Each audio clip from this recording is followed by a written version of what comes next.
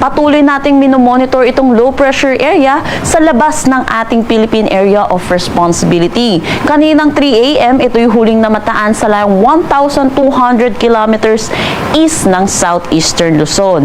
Makikita po natin, malapit na rin ito pumasok ng ating Philippine Area of Responsibility. Possible po mamayang umaga. Mataas na rin yung tsansa neto na maging isang ganap na bagyo within the next 24 hours. Pag ito'y naging isang ganap na bagyo, ito'y papangalanan po nating Quiapo. Letter K pa lamang po tayo, meaning po neto ay water cabbage. Samantala, itong low pressure area na magiging bagyo po natin, ang kanyang track ay posibleng generally northwestward, kung saan posible siyang mag-close approach or mag-landfall dito sa Cagayan, possible between Friday to Saturday.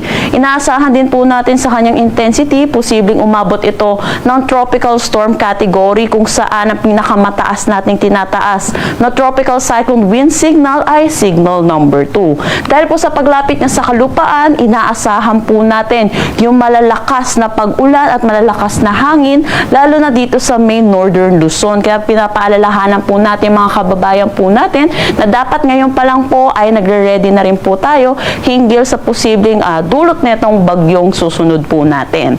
Sa ngayon po, tutok po tayo lagi sa updates na nilalabas ng Pag-asa dahil posible pa rin naman po magbagyo ang ating senaryo.